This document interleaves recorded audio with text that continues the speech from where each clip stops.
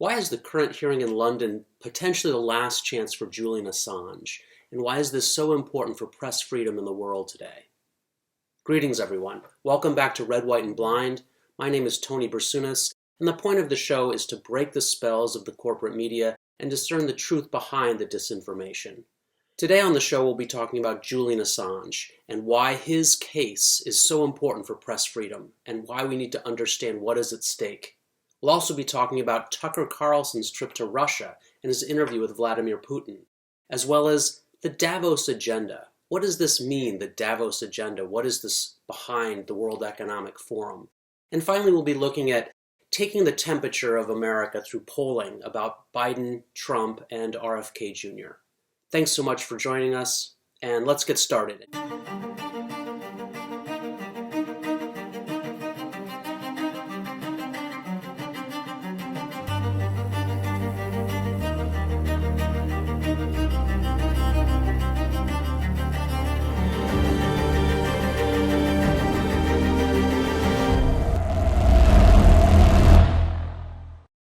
Okay, so before getting into Julian Assange, we're going to talk a little bit about Tucker Carlson and Tucker Carlson's trip to Russia to interview Vladimir Putin and why that was such a big deal. So if you don't know who Tucker Carlson is, I would say he's been the strongest counterculture voice on cable news over the last 3 or 4 years. He was a commentator on Fox until he was fired last year for speaking a little bit too openly, depending on who you believe, either about January 6th or about the election voting machines. But at any rate, Tucker Carlson went out on his own, and many people thought that might be the end of Tucker Carlson, that he would sort of disappear because he no longer had his platform on Fox. But I knew something different was going on, and I think all of you who have read Red, White, and Blind know this as well. We're in the midst of a new Enlightenment. We're in a period in which the established conduits of knowledge, truth, and information are no longer believed or trusted. And instead what's going on is we are forming our own ways of trusting people. We're publishing news ourselves, and we're using our own media consciousness, our own bullshit detectors to determine what's actually going on. And Tucker Carlson had enough of an independent platform. I had a few handshake bets with friends that he will become a bigger force and a bigger voice in the news as an independent, as part of this new Enlightenment, than he ever was with Fox. And this is exactly what we've seen over the last several months. He's now gone out on his own with his own station and his own news channel now on Twitter, or X as it's now called. He's set up many of his own independent interviews, and he has viewership and a following that's only growing and has already eclipsed the viewership he had on Fox. So he went to Russia, and this is a big deal. He went and he interviewed Putin, and let's take a listen to his explanation before the interview as to why he was doing it. We're in Moscow tonight. We're here to interview the president of Russia, Vladimir Putin. We'll be doing that soon. There are risks to conducting an interview like this, obviously, so we've thought about it carefully over many months. Here's why we're doing it. First, because it's our job. We're in journalism.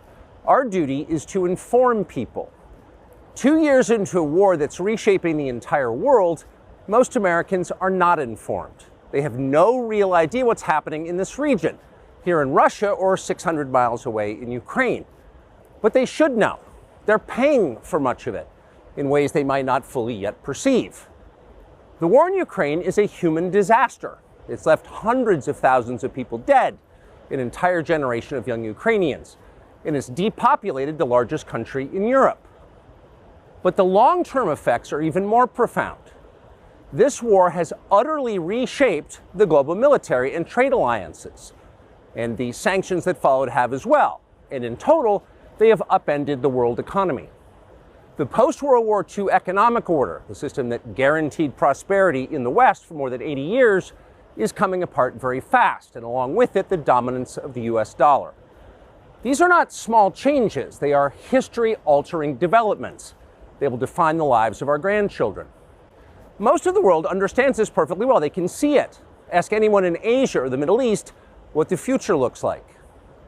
And yet the populations of the English-speaking countries seem mostly unaware. They think that as nothing has really changed. And they think that because no one has told them the truth. Their media outlets are corrupt, They lie to their readers and viewers, and they do that mostly by omission. For example, since the day the war in Ukraine began, American media outlets have spoken to scores of people from Ukraine, and they have done scores of interviews with Ukrainian President Zelensky. We ourselves have put in a request for an interview with Zelensky, and we hope he accepts. But the interviews he's already done in the United States are not traditional interviews. They are fawning pep sessions specifically designed to amplify Zelensky's demand that the U.S. enter more deeply into a war in Eastern Europe and pay for it. That is not journalism. It is government propaganda. Propaganda of the ugliest kind, the kind that kills people. At the same time, our politicians and media outlets have been doing this, promoting a foreign leader like he's a new consumer brand. Not a single Western journalist has bothered to interview the president of the other country involved in this conflict, Vladimir Putin. Most Americans have no idea why Putin invaded Ukraine or what his goals are now. They've never heard his voice. That's wrong. Americans have a right to know all they can about a war they're implicated in, and we have the right to tell them about it because we are Americans too. Freedom of speech is our birthright. We were born with the right to say what we believe. That right cannot be taken away no matter who is in the White House. But they're trying anyway. Almost 3 years ago, the Biden administration illegally spied on our text messages and then leaked the contents to their servants in the news media. They did this in order to stop a Putin interview that we were planning. Last month, we're pretty certain they did exactly the same thing once again, but this time we came to Moscow anyway. We are not here because we love Vladimir Putin. We are here because we love the United States, and we want it to remain prosperous and free. We paid for this trip ourselves. We took no money from any government or group, nor are we charging people to see the interview. It is not behind a paywall. We are not encouraging you to agree with what Putin may say in this interview, but we are urging you to watch it. You should know as much as you can. And then, like a free citizen and not a slave, you can decide for yourself. The following is an interview with the president of Russia, Vladimir Putin, shot February 6, 2024 at about 7 p.m. in the building behind us, which is, of course, the Kremlin. The interview, as you will see if you watch it, is primarily about the war in progress, the war in Ukraine, how it started, what's happening, and most pressingly, how it might end. One note before you watch. At the beginning of the interview, we asked the most obvious question, which is, why did you do this? Did you feel a threat, an imminent physical threat? And that's your justification. And the answer we got shocked us. Putin went on for a very long time, probably half an hour, about the history of Russia going back to the 8th century. And honestly, we thought this was a filibustering technique and found it annoying and interrupted him several times. And he responded he was annoyed by the interruption. But we concluded in the end, for what it's worth, that it was not a filibustering technique. There was no time limit on the interview. We ended it after more than 2 hours. Instead, what you're about to see seemed to us sincere, whether you agree with it or not. Vladimir Putin believes that Russia has a historic claim to parts of Western Ukraine. So our opinion would be to view it in that light, as a sincere expression of what he thinks. And with that, here it is. I do recommend you watch the interview, and I'll post links in the description here and in the Substack to go do that. I do highly recommend you do it, not because everything that Tucker Carlson says is true, or let alone that everything Vladimir Putin says is true, but because in the new Enlightenment and because of this age that we're in, we're able to listen to things like this on our own and come up with our own sense of truth and falsehood. And that's really critical. Perhaps Russell Brand puts it a little more clearly and concisely than I can. So let's listen to what he had to say about Tucker Carlson's unusual and I would say momentous interview with Vladimir Putin. Muhammad Ali phrase, I ain't got no beef with the Viet Cong. What exactly is your individual personal beef with Russia? And as Tucker says in his soon-to-be apocal trailer, you might watch Vladimir Putin talking to Tucker Carlson and go, I don't like this guy. I don't like his policies. In fact, I'd like to fund a war against Russia. In fact, I'd like to ensure that NATO are able to be perpetuated going forward uninterrupted. In fact, I'd like to have my children and myself conscripted into an army in order to fight against the Russian military machine. Or you might watch it and go, hang on a minute. sounds to me like NATO knew that they were provoking Russia into a conflict and continued anyway. You might watch it and decide, hey, hang on a minute, what is this Ukrainian democracy that we're fighting for? A democracy where there's only one set of media that's allowed, a democracy where elections are cancelled. But what it's really exposed to me is the nature of propaganda, Western propaganda.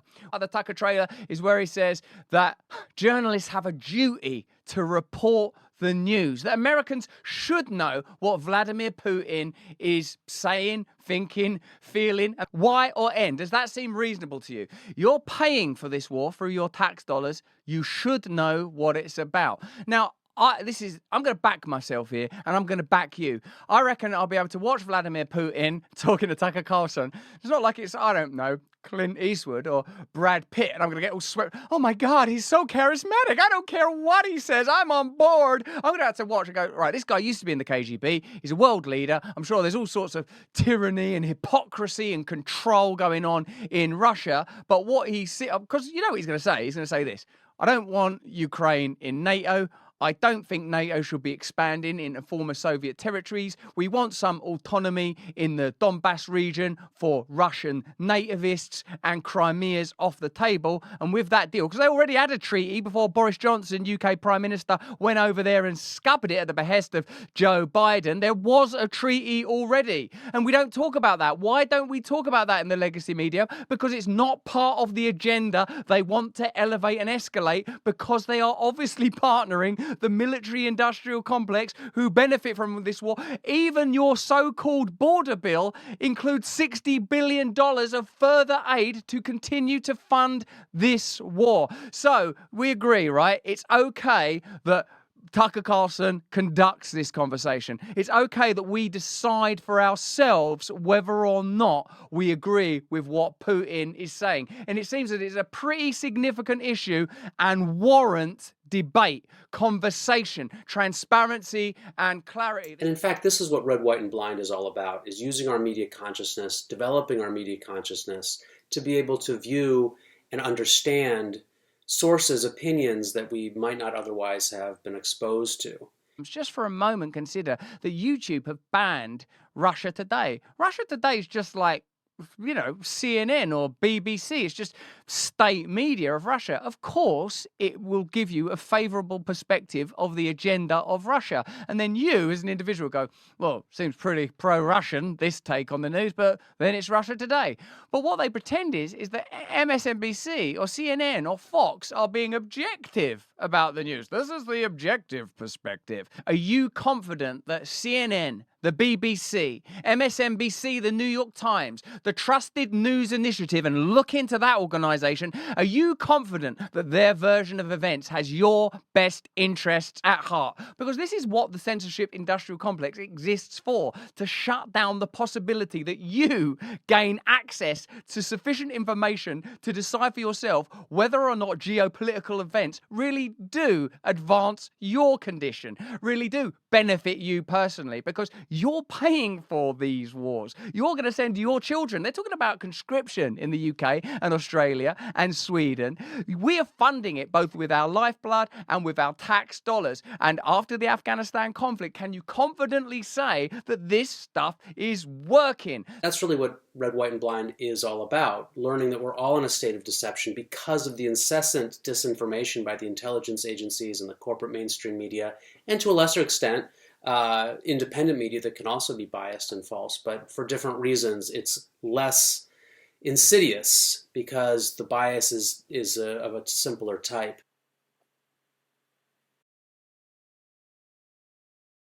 Tucker Carlson is interviewing Vladimir Putin to hear what Russia's perspective on war and potentially peace is, while a bill is struggling to be passed that includes $60 billion of additional military aid for Ukraine. And that's how that $118 billion is carved up. The vast majority of it is going to Ukraine. Now, whether you take the time to go listen to the interview or not, I recommend that you do.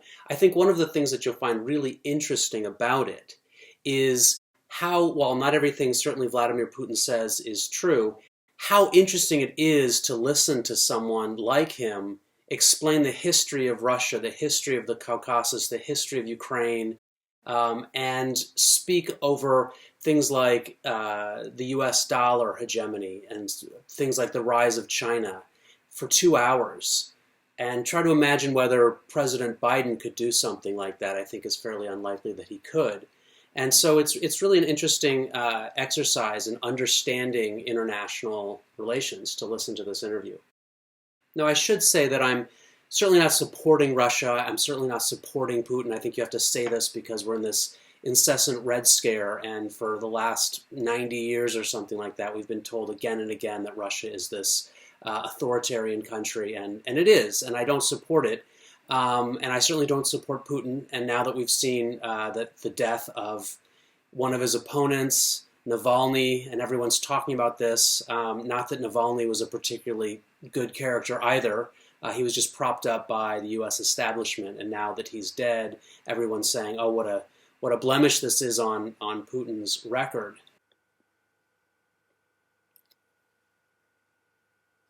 There's many countries around the world where dissidents are dying in prison, and this is just one of many. But again, I'm not defending Putin or Navalny in this in this discussion.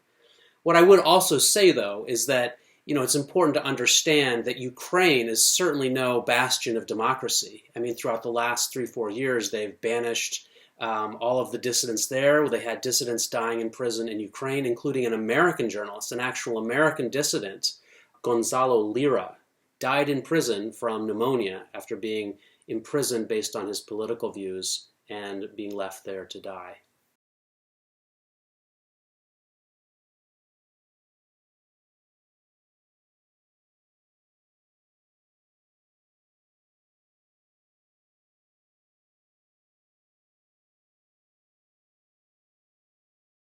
He died in prison there, and no one talked about it. Whereas today, it's wall-to-wall news. Everybody in the establishment media, every establishment politician, whether Democrat, Republican, they're all speaking about how the death of Navalny is this grand tragedy. Certainly it is a tragedy when a political dissident dies in prison, but it's happening all over the place. And as we're about to explore, it's also happening with Julian Assange, which is a much grander case. So if you hear people talking about Navalny, and they're not talking about Julian Assange, who is a far, far more important character on the world stage for the case of freedom, for the case of democracy, for the case of open government and the rule of law. So in short, go listen to the Tucker Carlson interview of Putin. And I will say in closing that these interviews that Tucker Carlson is doing as an independent journalist are important, and he's done several other ones before and since that I'll also recommend.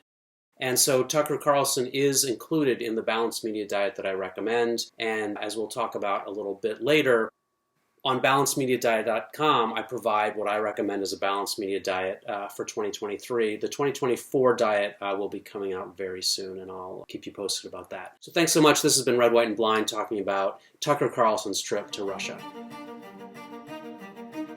Let's talk about Julian Assange now. What's going on in the British court system is his final chance, his last appeal before British courts would allow his extradition to the United States. The U.S. system has been trying to get a hold of Julian Assange for many, many years now, arguably since 2010, when this amazing journalist's work, and we'll talk about some of his work here in a moment, led to the leaking and release of all kinds of official documents showing American crimes, American military crimes in the Iraq and Afghanistan wars, as well as leaked cables that showed the levels of corruption that were being used by American officials abroad, the collateral murder videos that showed helicopters in Iraq literally gunning down journalists. And then, of course, later, Julian Assange released documentation about the DNC and how they had rigged the primary against Bernie Sanders. But in between, there were so many important releases through WikiLeaks and through Julian Assange that many people in many countries around the world think of their governments differently now than they would have without WikiLeaks and the work that Julian Assange did. This is why Julian Assange is our era's most important journalist. He's the Thomas Paine, or the Ida Tarbell, if you know of her work as a muckraker, or the Daniel Ellsberg of our era. His work innovating journalism for the 21st century is just unparalleled. He had the insight, or the people he was working with had the insight, to realize that in this increasingly information-driven age, that one of the few vulnerabilities that the establishment military order had was for official documents to be leaked that would reveal crimes at the government level. And so he's been doing that for years. And in Red, White, and Blind, I chronicle some 18 of the most important and crucial documents that were leaked by Julian Assange. And one can only wonder that in these years he's been in prison, what crimes we don't know about because WikiLeaks and Julian Assange have been behind bars. So we'll read through a few of these right now just to show you in Red, White, and Blind how important Julian Assange's work has been. The collateral murder footage mentioned above, leaked by former Army intelligence officer Chelsea Manning. The footage shows U.S. soldiers in Apache military helicopters shooting and killing innocent Iraqi civilians in cold blood. Soldiers are seen laughing while doing this. Helicopters circle back around to kill journalists and medical responders at the scene. The videos reveal horrible, ugly truths about the illegal invasion, further crystallizing global opinion against the war. Tens of thousands of additional documents from the U.S. wars in Iraq and Afghanistan revealing murders of civilians and torture of detainees and prisoners, and the U.S. military's cover-up of these events. At least 66,000 civilian deaths were recorded in the documents, a number far larger than had previously been admitted. Documents revealing U.S. efforts to spy on foreign leaders and diplomats ranging from Chinese and German leaders to UN Secretary General Kofi Annan. Spying included obtaining credit card numbers, frequent flyer numbers, and other private information. Documents revealing UK government collusion with the CIA to develop software to hack consumer devices. One goal of the agency was to turn Samsung smart TVs into microphones to spy on citizens via computer virus in their set called Weeping Angel. Another goal was devising software that could hack into people's smartphones, computers, and cars to listen to conversations or obtain text messages or other data. Thousands of Israeli documents revealing that country's intention to keep the Palestinian territory of Gaza on the edge of collapse by depriving its people of a functioning economy, to handle Palestinian protests with increasing violence, and to launch a new war in Lebanon. Thousands of emails by a climate research team at the University of East Anglia in England revealing that world temperature data was manipulated to boost the appearance of climate change. This led to a significant scientific scandal just before a climate summit in Denmark. And those, my friends, are just a few of the many crucial things we've learned from the leaks produced by Julian Assange and his groundbreaking technology, the WikiLeaks website.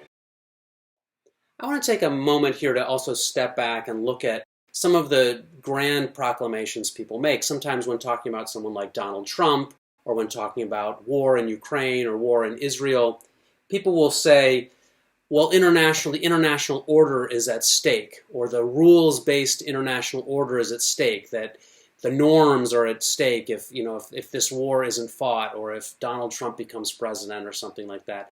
And the case of Julian Assange really shows the levels of hypocrisy that are present when we have mainstream media journalists saying things like that. It is Julian Assange, more than anyone else, who's the important character in this story. If we allow the United States government to extradite from Britain Julian Assange, who's not an American citizen and has never worked for an American corporation or lived in the United States, to extradite him to some court in Northern Virginia where it'll just be the intelligence community and the military-industrial complex trying him, certainly convicting him to live out the rest of his days and most likely die quite soon in an American prison. If we allow that to happen, that threatens this quote-unquote rules-based international order more than anything else, because what that will do is that will criminalize investigative journalism. That will basically say that anywhere in the world, if you do investigative journalism that is not approved by the state, that is not approved by governments, you can then be extradited, tried on espionage charges in the United States, even if you're not an American citizen. And certainly if you're an American citizen, they could do the same thing as well. So this is why this case is so important. what is on trial with Julian Assange is the ability to do investigative journalistic work. Every investigative journalist works with confidential sources. Every investigative journalist looks to publish classified documents. This is, as do the New York Times and the Washington Post and the Guardian in London. Every big newspaper, every serious publication is interested in publishing confidential information if it shows wrongdoing by the government. This is why we have journalism. This is why the First Amendment to our Constitution guarantees the freedom to do this kind of work. And not just to journalists that have some kind of credentials, not journalists that the government says are journalists, or journalists that are paid a lot of money by some big corporation. No, every single person can do this. In the same way that the First Amendment guarantees the right for me or for you to speak your mind, whether you're criticizing this government or another government, that's the freedom of speech that you have. In the same way, the freedom of the press, that's also in the First Amendment, guarantees your right to publish that, to print that into books, to put that into newspapers, to put that on social media, to put that out on the internet.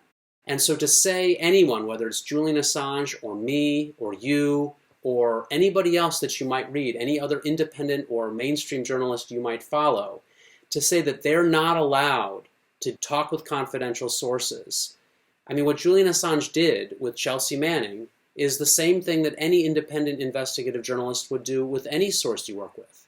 If somebody comes to you as an investigative journalist and says, look, I have this information and it's important and it shows wrongdoing by this corporation or that government, what you're going to do as an investigative journalist is you're going to say, you're not just going to go print it and just publish it. You're going to say, okay, that's interesting. Let's look at this. And then you're going to say, okay, well, you've got 3/4 of the story here. Can you go get this other piece? Right? And that's what Julian Assange did with Chelsea Manning, because Chelsea Manning had that information, as did others. And the other thing you're going to do is you're going to make sure that that person, that source, is able to communicate with you securely so that you're not putting this person's freedom at risk. And then the final thing you're going to do is you're going to vet that information to make sure that when you release it, it doesn't immediately endanger any lives. And those are the things that Julian Assange did. And those are the things that journalists at the New York Times did when they released the Pentagon Papers that Daniel Ellsberg leaked in a previous generation in the 70s, if you followed that story. Crucial information, how we learned about the Vietnam War and many other parts of the government. So what the US government is trying to do in extraditing Julian Assange and trying him on espionage charges is they're trying to criminalize investigative journalism. They're trying to say that you cannot, that what he did with Chelsea Manning, which was just these 3 things, work with a confidential source to get the information that that person wants to release, ensure that they have a secure method of communication, and then vetting the information. This is one thing that they'll say often if you're just looking at mainstream media about Julian Assange. They're always painting him as this irresponsible, crazy, wacky guy who just leaked information willy-nilly. Who cares if it endangers people? In a MSNBC segment that I talk about in Red, White, and Blind, it's Claire McCaskill and Joe Scarborough are discussing Julian Assange, and they're saying, well, this isn't like Daniel Ellsberg with the Pentagon Papers, where he worked with the New York Times and he worked with the Washington Post to ensure that only, information that didn't endanger lives was released. That's exactly what Assange did. They'll say he didn't do that. That's literally exactly what he did. He looked to work with the New York Times, the Washington Post, Der Spiegel in Germany, the Guardian in London. Some of the newspapers, now they didn't choose to work with him, which is a different issue, but many of them did. And so that's when the information was leaked. That's how it was done. So be very clear about this. The reason the U.S. government wants to get Julian Assange has nothing to do with protecting the lives of soldiers or nothing to do with protecting your precious ears from misinformation or something like that. It's because he released embarrassing truths about corporations, about people in power, about the military-industrial complex, about the U.S. military, and about many private corporations, even about things like Scientology, the Conservative Party in Britain, what they had said about immigrants. A lot of things got released through WikiLeaks that were not the direct work of Julian Assange. In fact, most of it was not Julian Assange's work. But it's the platform he set up, WikiLeaks, that really is one of the most important, perhaps the most important journalistic institution and free speech that we have in the world today. And so that is the rules-based international order that we have to protect. Free speech, freedom of the press, freedom for science, freedom for democracy, these things to flourish. They need a free press in order for them to work. And this is why this case of Julian Assange, this is why this last chance of his before the British courts is so important. And if he gets extradited to the United States, it's probably curtains. So the hope is that that justice prevails here and he is allowed to stay I mean, he really needs to be set free. Right now he's staying in Belmarsh prison in the UK, which is considered the Guantanamo of the British system. It's where they lock up their highest security terrorists and people like that. There's really no reason for Julian Assange to be rotting away in this prison. The only thing he's ever been convicted of was skipping bail in the Ecuadorian embassy, which was because he was worried that he was going to be extradited. And so at this point, there was an 11-month sentence for that. At this point, he's served that many times over. The last thing I'll say on Julian Assange, and I encourage you to read more, and if you do, I think you'll find a really fascinating thing, and this is part of media consciousness and developing a balanced media diet, as we talk about here, is that you'll notice that it's a rare scenario in which the anti-establishment left media and the anti-establishment right media, so this is what we call in the balanced media diet true news as opposed to party news, they're in unison. It's rare that you see this. Both the anti-establishment right and anti-establishment left are very much in favor of Julian Assange, his freedom, and that what he's done has been crucial. It's the establishment, both the Republicans and the Democrats and the corporate media, they're all arrayed against Julian Assange, and all of the corporate media and the corporate politicians will say all of these negative things about him. And that's because they dislike him. They hate him. I mean, the mainstream corporate media journalists, they see him as not part of their club. He didn't go through corporate media, and he's out there, he's been breaking stories, way bigger stories, way more important stories, doing the real work of journalism more than they ever could. It's almost like a case of psychological projection or something where they want to put on him what is actually true about them, that they are the servants of power, that they are the servants of propaganda, and that they are the ones bringing out and disseminating disinformation and propaganda. So it'll be interesting. You should go and check out other sources, not just Red, White, and Blind here about Julian Assange, and I think you'll see uniformity across anti-establishment sources, independent media. And that really speaks to the importance and the power of Julian Assange. So this is the Deep Politics segment of today's episode. We talked about Julian Assange and Tucker Carlson. That was more in the true politics on our media diet pyramid. And then after this, we'll talk about presidential polling, and that's a little bit the party politics part of our news media diet. But in this segment, we're talking about the World Economic Forum and the Davos Agenda. This is more deep politics, analyzing forces that are at play beyond the parties and beyond even people's individual political beliefs, whether they're libertarian, socialist, conservative, reactionary, or otherwise. So who exactly is it that is able to imprison Julian Assange and keep him in prison for 5 years when the only crime he's been convicted of, as I mentioned, was topping bail, basically, which had a sentence of 11 months. And he only did that when he was worried that, he had real reason to believe that he would be extradited to the United States if he went to Sweden on these trumped-up charges of sexual misconduct. And sure enough, the Swedish government would not guarantee he wouldn't be extradited to the United States if he went there to face these charges that were clearly false. And he served well over the 11 months. So who is it that's keeping him locked up and why? There's a tremendous groundswell of people all over the world that believe he should be set free and that his only crimes have been political and that you cannot extradite someone based on political crimes. So who is it that's keeping him locked up? That's what we're going to talk about in this segment. So there's this thing called the World Economic Forum. It's this group of leaders, reactionaries, I call them in Red, White, and Blind, people that want to consolidate power more and more into their own hands. But they get together in this place called Davos, this fancy resort in Switzerland, every year. Generally, it's in January or February, so it just happened. The 2024 meeting just happened in January. And people get together in Davos, and this is Xi Jinping, the Prime Minister of China. This is people like Jeff Bezos and Elon Musk and people from all over the world that are in places of high power.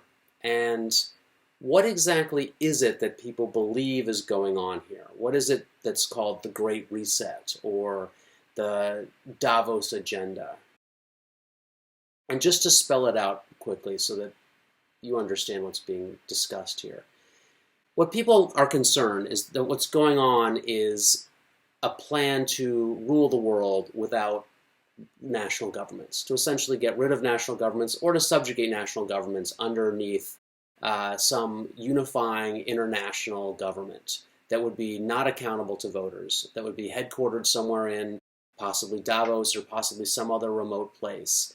And the reason that these fears are somewhat realistic, I think, or have real reason to be considered, why I'm talking about them, is because technology has gotten to the point where these kinds of things are possible. I think I have 1984 behind me on one of the books on the shelf. And, when George Orwell wrote that book, and there's these technology devices in the story where there's these television screens that are monitoring the people that are watching them, and that are everyone's being spied on constantly. And at the time, that was not realistic technology, that didn't exist. But today it does. And some of the things that Julian Assange leaked through WikiLeaks that others leaked were projects such as one called Weeping Angel by the CIA that was turning appliances into spying devices. It was where they were going to place devices, and they did. There's evidence that in things like Nest home temperature systems, that they're placing microphones in those to spy on people, that they're turning smart TVs into devices to spy on people. Anything that is a smart device that comes into your home and requires a Wi-Fi connection. It always says, oh, we need to connect to an app. We need a Wi-Fi connection for this reason or for that reason. And sometimes they're great devices that make our lives better. But you have to realize what you're paying. You're paying in your privacy. You're paying in your ability to live the way you want to live if you don't want somebody or anybody to know exactly what's going on in your home. So it's an aside. We'll talk about that maybe on a different segment in terms of how to equip your home in a way that you enjoy without sort of enabling all kinds of surveillance devices to be placed in your home. But so what is the agenda? Why would these things like Weeping Angel be developed? And it's a little bit difficult to understand it all, to parse it together, but there is this technology. Then you add in things like artificial intelligence that is leaps and bounds moving very quickly forward. Facial recognition that is also moving forward very, very quickly. Surveillance devices that are being placed in, they're not called surveillance devices, but cars these days have cameras on them, have microphones in them, and have Wi-Fi or cell network connectivity. And there's been countless instances where it looks like you can hack into a car remotely and tell it where to go or turn it off. And so, this would provide basically untraceable assassinations if you were able to just sort of hack into someone's car. So what is the Davos Agenda? If you remember, a few years ago, there were these advertisements the World Economic Forum was placing into mainstream awareness through their various think tanks and their various video channels and things. And there were these ads at one point where it said, you'll own nothing and be happy, and everything will be delivered to you by a drone. And I can play a little bit of a segment of that right now.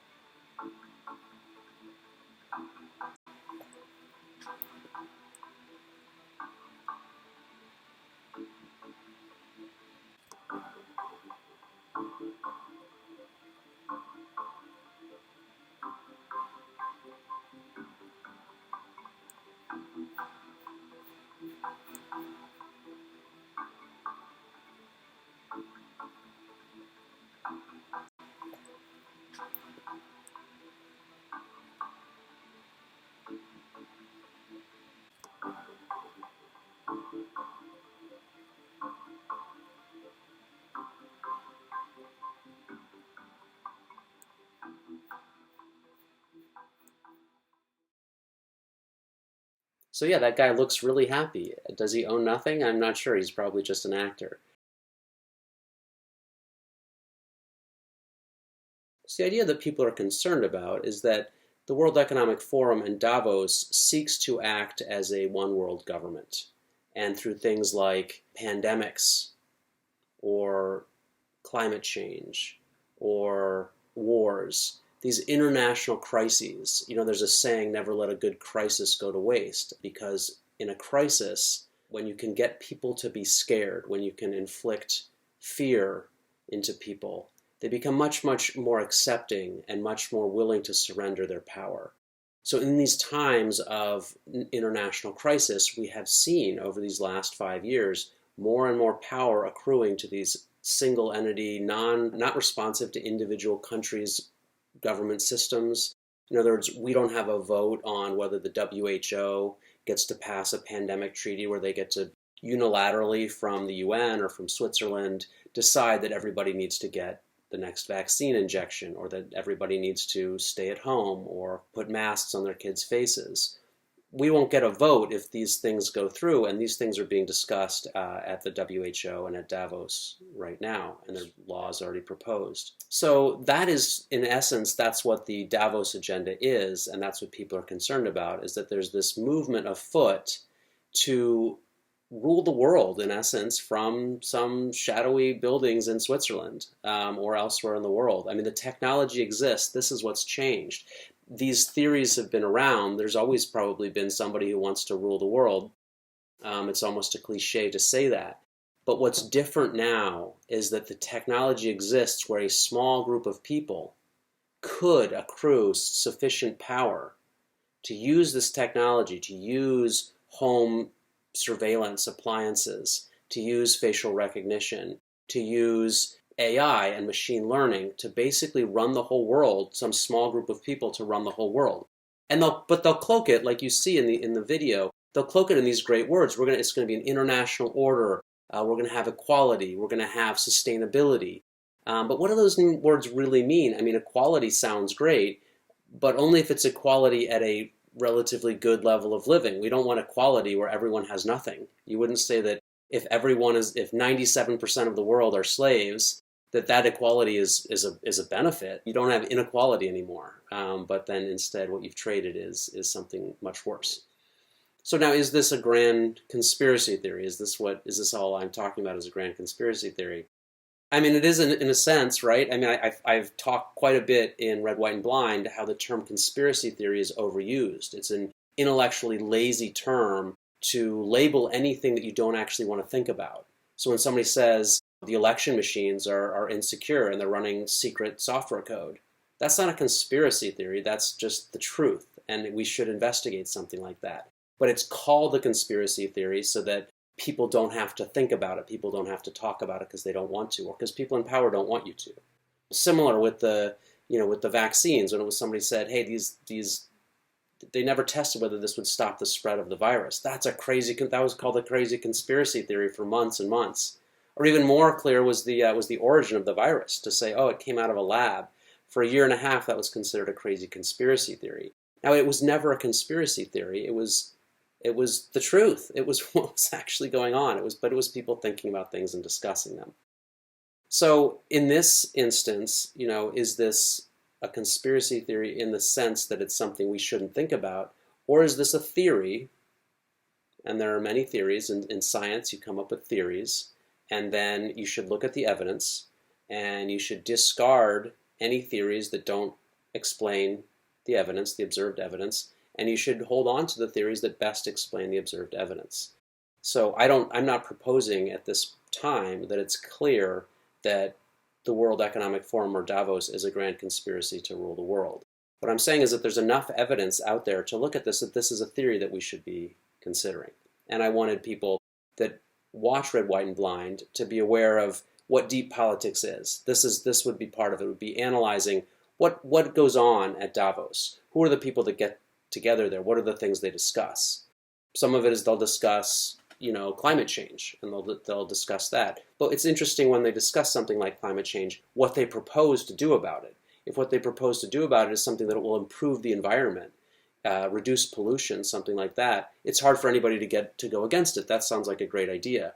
But when what they propose is something like forcing half of the world to dramatically reduce its use of power, through, they can no longer burn coal, or they can no longer use fossil fuel, then it's a much more complicated issue, because you could say, well, okay, then you have to get into the whole discussion about CO2 and global warming.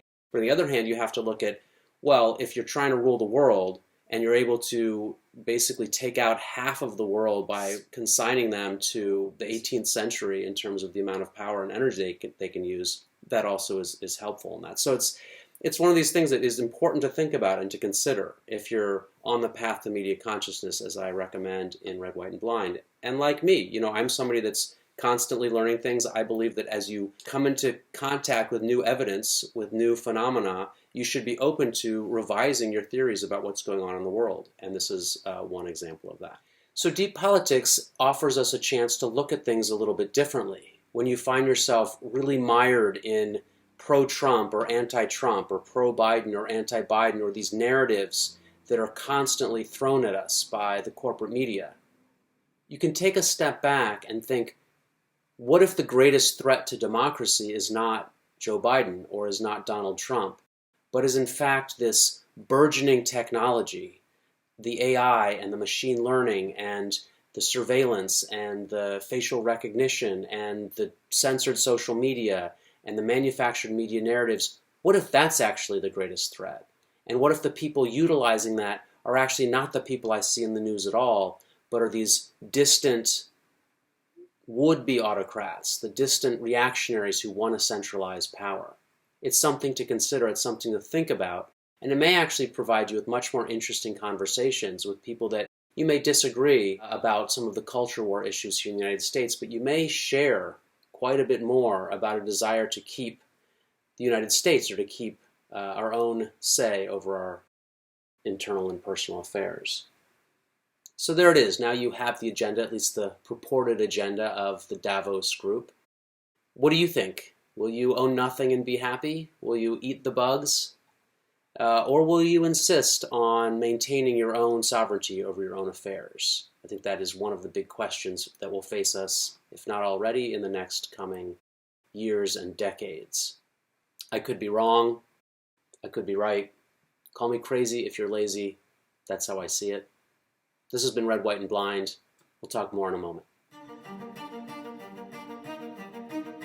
So just as a brief interlude here, this is still a very new channel that I'm just trying to build, and I wanted to propose and make an offer for you to support this channel if you'd be interested in doing so at a little bit more significant level than just watching the videos. We have a number of people who have already become contributing members and founding members, and if you'd like to do that, I would be delighted. Be able to spend more time and put more energy and more resources into building this channel. If you become a contributing member or a founding member this month, you will get a free signed copy delivered to your door of Red, White, and Blind, the book that just came out last year, my book. If you've already read that, or if you'd like to have a different book, I would be happy to give you Double Happiness, which was my first book about my time in China. Or the other option is I could send a copy of one of these books to a friend. You'll also be supporting independent journalism, and you'll get a link. The minute each of these episodes air, you'll get the link to the full episode. If you'd like to remain a reading member, a subscriber, that's wonderful too. It's very helpful. That builds the channel as well. Feel free, please, to share any of this information, any of these segments with friends and family, and write a review of the book online if you're able to. That's very important, because the algorithms of the great media behemoths of our time, the social media giants and the search engines, their algorithms are designed to suppress independent investigative journalism like this. I wouldn't have said that with certainty a couple of years ago, but having done the research I did for Red, White, and Blind and seeing it unfold, there's no doubt that this is happening now. It's quite clear. So your review, your comments on this video, your ability to share it and like the video, very, very important.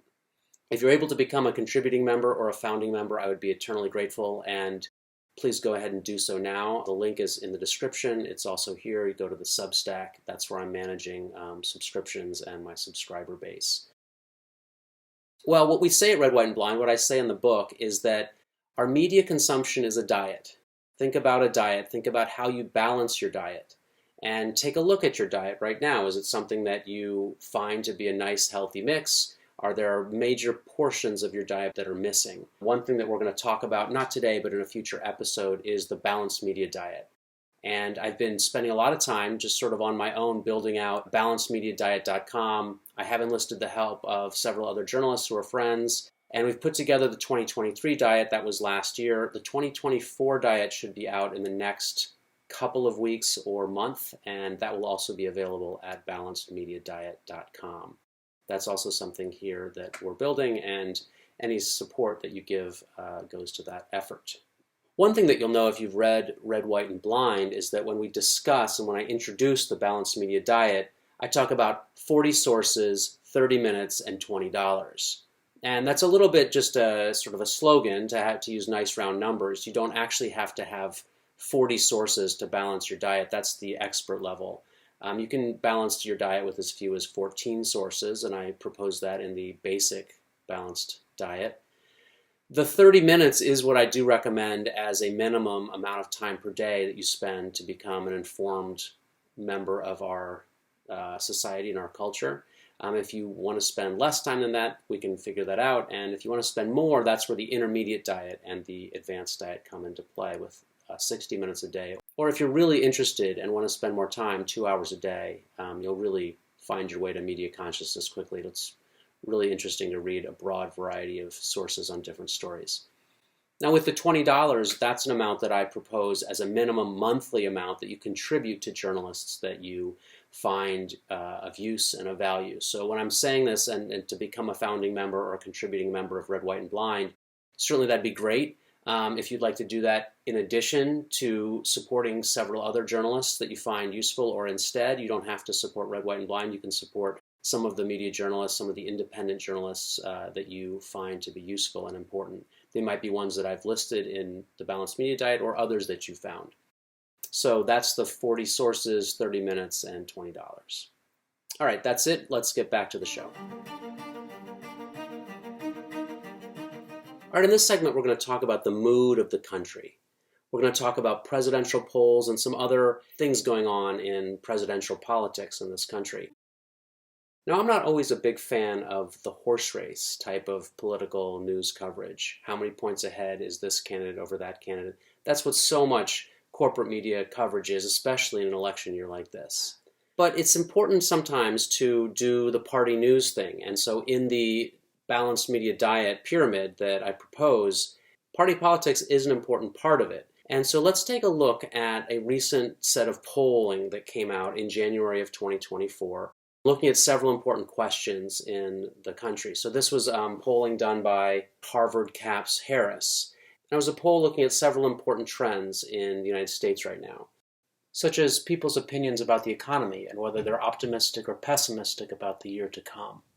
The status of a very important independent challenger for the presidential race this year, Robert F. Kennedy Jr., and also the latest developments surrounding Joe Biden and Donald Trump. And so we'll talk about this a little bit here. One of the first parts of it that I found interesting is that most voters say their current personal economic situation is fair or poor, and you see that where there's approaching half think that the economy or their personal economic situation is good or excellent, but there's more than half that don't see it that way, that are in a fair or poor situation. But then what's interesting, and this is sort of a psychological commentary, I think, on humanity, is that most people remain optimistic that over the next year things will get better. So that's just an interesting sign that you still see 45% of people are optimistic. More Democrats are optimistic, which I think is interesting, rather than Republicans. Independents tend to be really evenly split between optimism and pessimism about their life over the next year. Men are a little bit more optimistic than women, too, which is interesting. Now let's get into the presidential campaigns. And you see that Biden's approval remains quite low. In fact, it's been slightly, steadily getting worse, although you can see here at 41% is about the worst his strong disapproval has been. And his strongly approve is about as low as it's ever been as well. There's only 20% that strongly approve of him. So you have twice as many in the country strongly disapprove of Biden than strongly approve of him. And those are people that their opinion will not likely change in the next 10 months or so. Moving forward to talking about RFK Jr., as I promised, it's interesting to see that he is actually the political figure in the country right now with the greatest net favorability ratings at plus 18. Trump is right at even 0. A lot of people don't like him, a lot of people do. You can see Biden is definitely underwater in this particular statistic.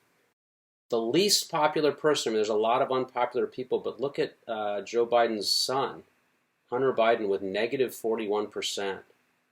That's not a lot of favorability right there. Now, partly because Biden and Trump are so unpopular, you see that a huge majority of Americans think we should have a third choice. It's 64%. Country needs another choice. And then you see Trump is leading pretty comfortably, both with and without people allowed to say, I don't know. If you force them to pick one, which is a big part of our system, force people to pick one or the other, Trump goes down to plus 6 rather than plus 7 when people are allowed to say, I don't know, or I want to pick somebody else. Then you find what happens when RFK is brought in. Now, Trump is still certainly winning, but you see it gets quite interesting, and when you force people to pick one or the other, you see RFK has been gaining quite significantly on Biden recently, up to 21% versus 36%. I guess the question that has to be asked is, will Biden turn out to be the spoiler? If Biden got out of the race, RFK could probably win. That'd be one way people will look at it. I did say in a previous episode that I would keep viewers of Red, White, and Blind updated on the latest on RFK Jr.'s candidacy. And this is because his candidacy is so poorly covered in the corporate media. Either he's ignored or he's denounced. It's actually very similar to what I saw with Ralph Nader and Bernie Sanders in previous journalistic endeavors of mine, how they were covered. And so I know his candidacy deserves more coverage than it's getting. First of all, I thought it was interesting. One of the main shows that is in the balanced media diet that I recommend is called Breaking Points. It's run by Crystal Ball and Saagar Enjeti. It's sort of an independent news show that has a conservative-leaning independent and a more liberal-leaning independent.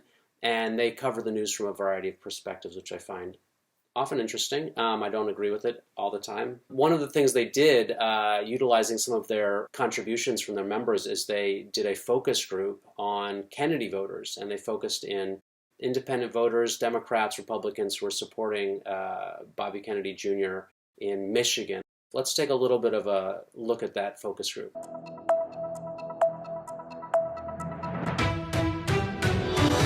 This is a focus group, and despite all of this posh setup, what this really is a conversation about stuff. It's about your views on various things. You've all got one thing in common: Robert F. Kennedy Jr. Now, one by one, I want you to just tell me about your story of where you ended up there. His announcement was phenomenal. I thought it was one of the best speeches I've heard in a long time. And I thought it addressed something real. I'm hungry for a change, and I want leadership. I also saw the pitch for his campaign opening, but I was looking at it more toward legacy and the views that I grew up with. So it was a little bit deeper for me that the Kennedy family would throw a candidate in there that would fulfill what the past Kennedys have and work for all people. Legacy in the name, and for change and for the people, because I do not like, our other potential candidates. RFK, I smiled when I heard his name. I can just hear my mom talk about and smile every time JFK came up. So I just knew they were a good, supportive, rounded family. He seems very confident in what he talks about.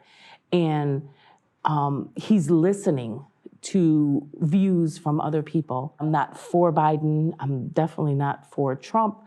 But I'm for the people, just like RFK is for.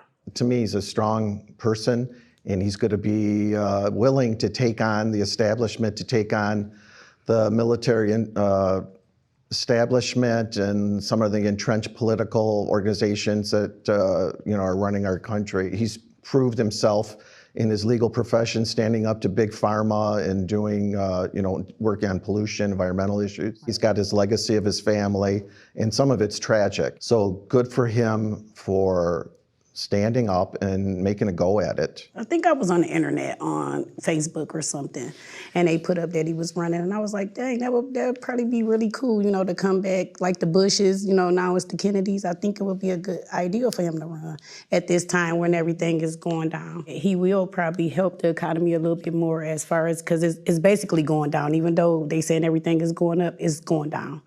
And I just think overall, the person he'll be a good fit. I didn't actually know about him until a random episode of Joe Rogan, he was on it. And I actually heard about him several times before, but he's mentioned as like a crackpot or whatever. It's really hard to lie for 3 hours straight about yourself to put on a facade. And I look at Trump, I don't really see integrity there. I see manipulation. I look at Biden, I don't even see substance there. I see a guy who is enough of a figurehead that a party can use. And in RFK Jr., it just looks like, for the most part, that's a lot of integrity.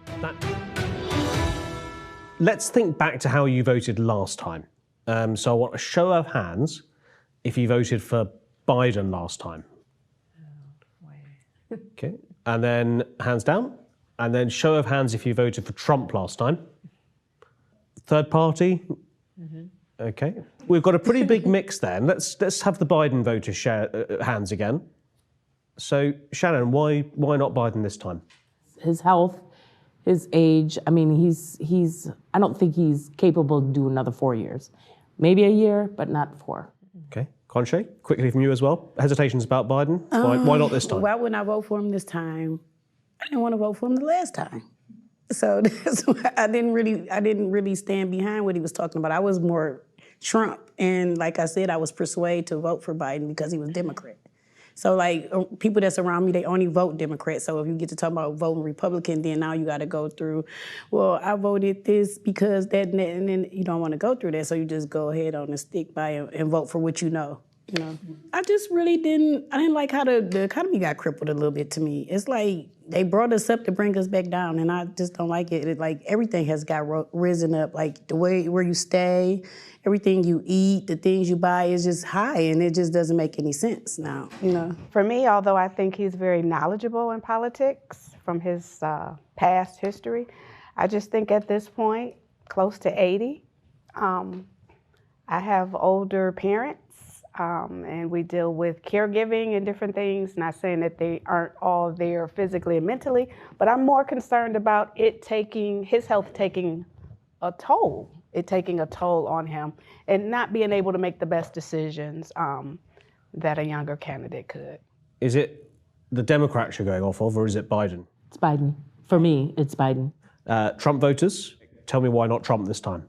Even from day one, I thought Trump would be good for policy and getting things done. That's why I voted for him initially. And so I think he did that, but I also, with that came his personality.